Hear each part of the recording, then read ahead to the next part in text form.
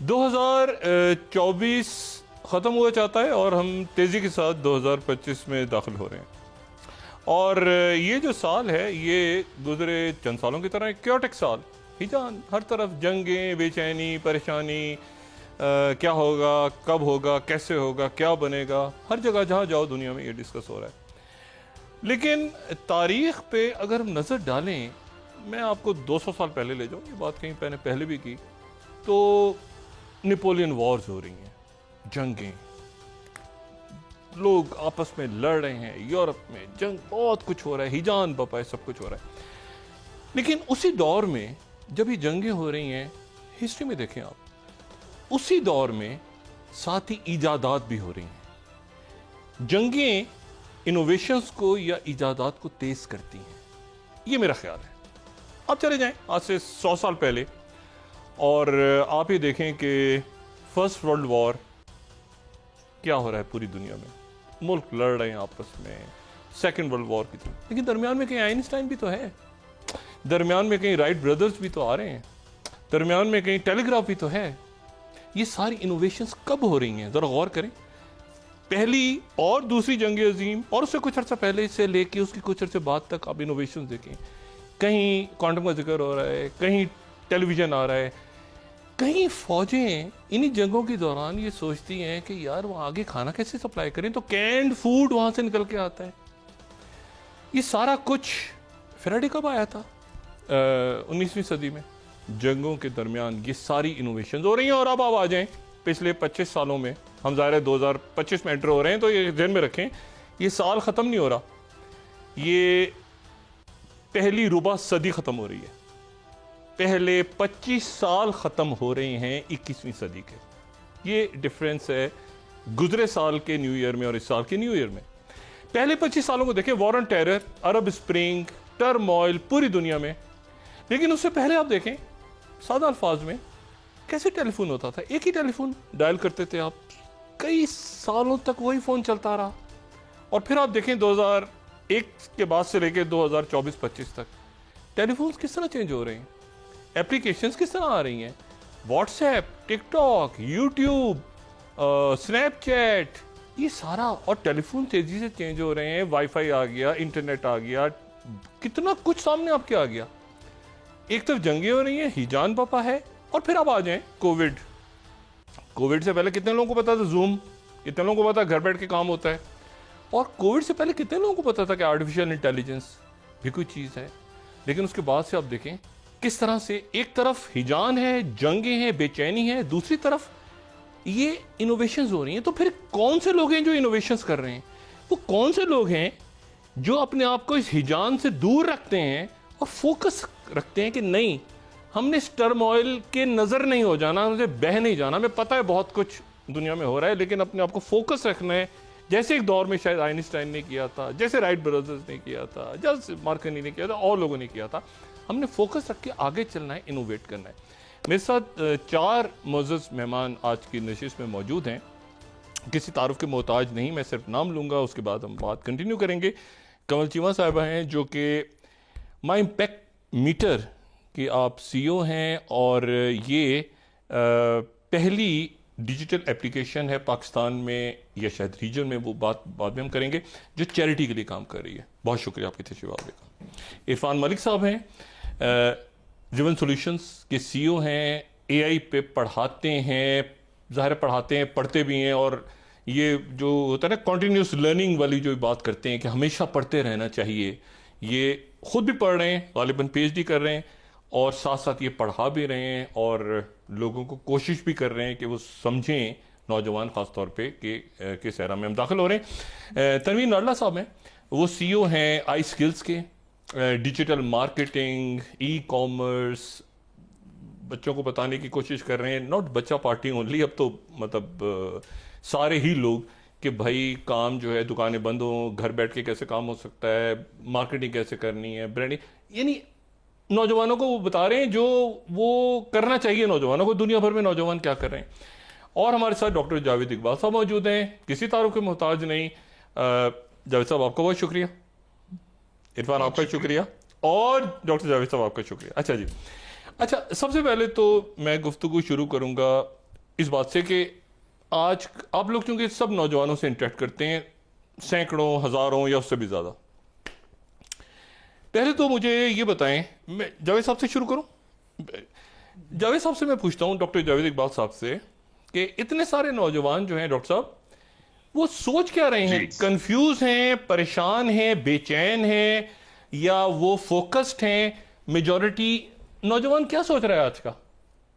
جی doctor صاحب.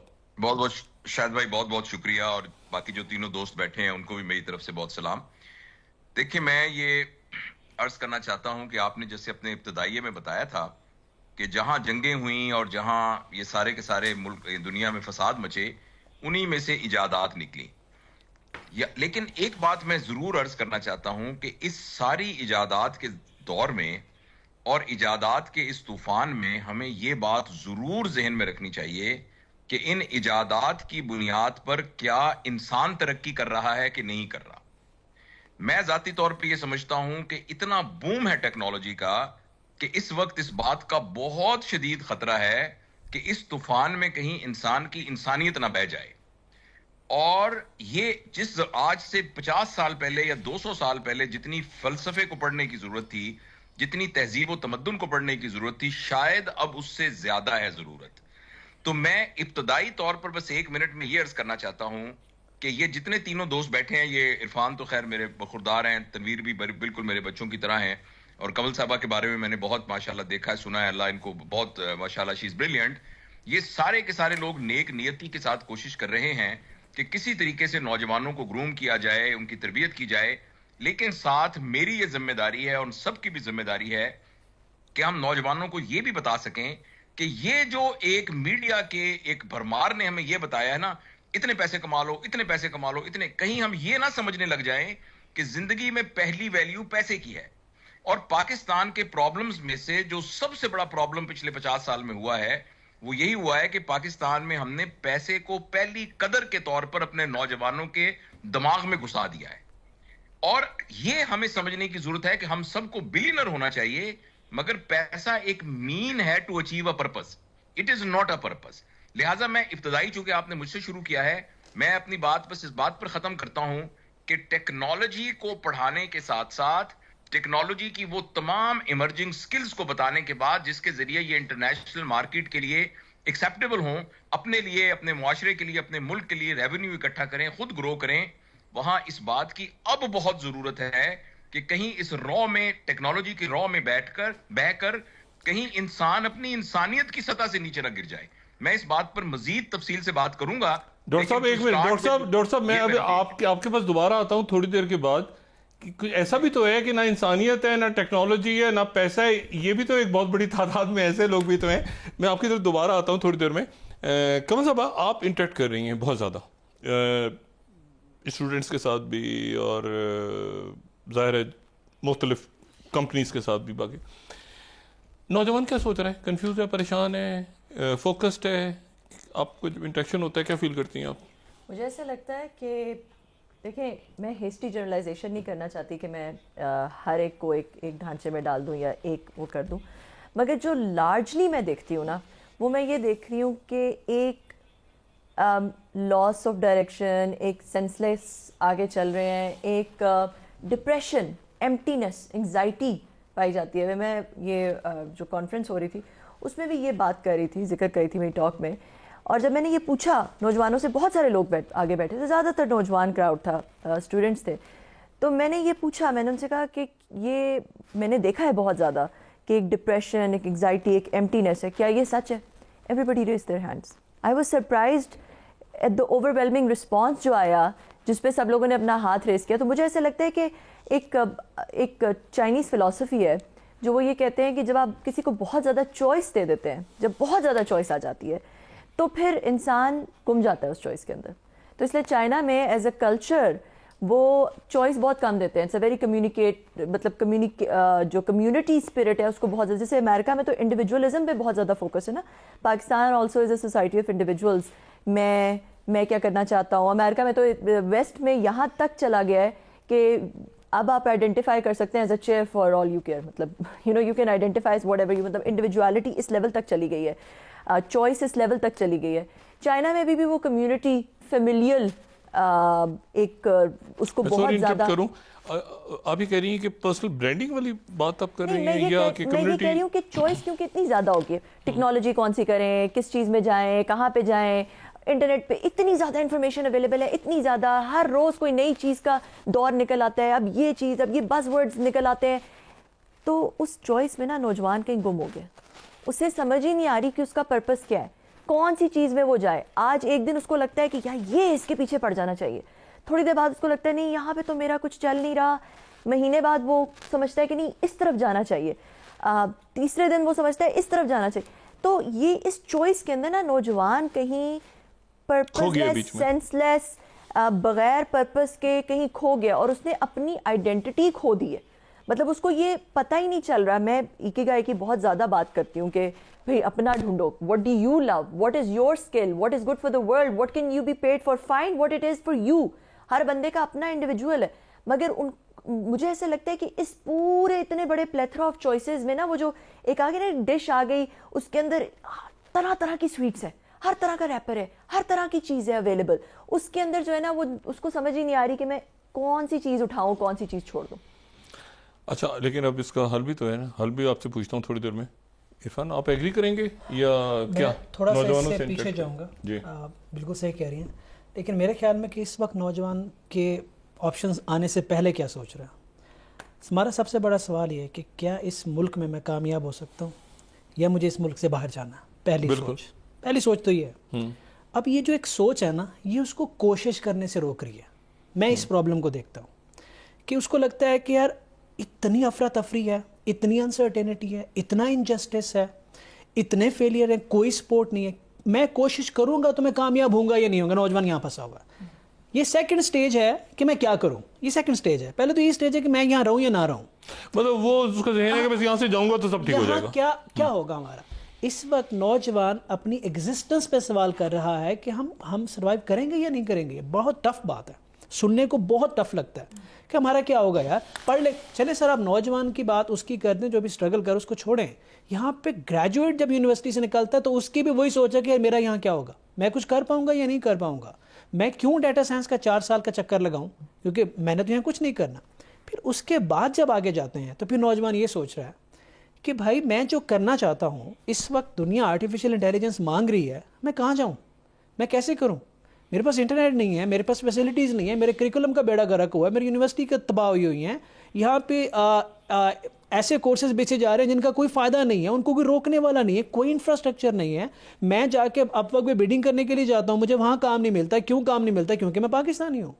میں جا کے کسی کلائنٹ کو ڈیلیور کر رہا ہوں، 5 سال لگا کے ریلیشن بنایا، میں اس ریلیشن کو مینٹین نہیں کر پا رہا کیونکہ میرے پاس انٹرنیٹ نہیں ہے. میں ویزا لے کے باہر جانا چاہتا ہوں، میرا ویزا ریفیوز ہو جاتا ہے. ٹیک ایگزیبیشن پہ جاتا ہوں، مجھے ویزا نہیں ملتا. نوجوان اب بھی یہ سوچ رہا ہے کہ میں جس کشتی میں بیٹھا ہوں وہ کشتی کہاں جا رہی ہے. اور ہمارے ساتھ تنویر نرلا صاحب موجود ہیں جو کہ سی او ہیں آئی اسکلز کے. جی تنویر صاحب. بس ان کی بات کو ہی آگے بڑھاؤں گا. انہوں نے بڑے خوبصورتی کے ساتھ کنکلیوڈ کیا ہے. دیکھیں جو میں دیکھتا ہوں وہ 2 مسائل ہیں. ایک بیسک ہے ڈسٹریکشن. جیسے اتنی زیادہ چوائسیز مل جاتی ہیں، جیسے کمل صاحبہ نے بات کی کہ بچہ پریشان ہو جاتا ہے مجھے کون سی فیلڈ چوز کرنی چاہیے. ہمارے پاس آتے ہیں، سب سے پہلا کویسچن یہ ہوتا ہے سر ہمارے پاس ای کامرس بھی ہمارے سامنے ہے، اے آئی کا بتاتے ہیں آپ فیوچر ہے، ڈیجیٹل مارکیٹنگ کی بات ہوتی ہے، ایس ای او کی بات ہوتی ہے، تو ہم کس میں جائیں ہمارا فیوچر سیکیور ہے. اب ڈسٹریکشن اتنی زیادہ ہے معاشرے کے اندر، ہماری سوسائٹی کے اندر، کہ بچہ کنفیوز ہے. اب دوسری سائڈ پہ آپ اس کو دیکھیں کہ ڈائریکشن لیس ہے. ڈائریکشن آپ یونیورسٹی میں گریجویٹ آپ جائیں یونیورسٹی میں، آپ کسی بھی بی بی اے جو بچے کر رہے ہوں آپ پوری کلاس کے ہینڈ ریز کروائیں اور ان سے ایک ایک کر کے پوچھیں کہ آپ نے بی بی اے چوز کیوں کی تھی. تو میرا ایکسپیرینس یہ کہتا ہے کہ آپ کو 90% بچے ایسے ہوں گے جو صحیح یہ نہیں کہیں گے کہ میں بزنس سیکھنے آیا تھا، یہ مجھے پتا تھا کہ بی بی اے کرنے کے بعد یہ مجھے ملے گا، میں اس مقصد سے آیا تھا.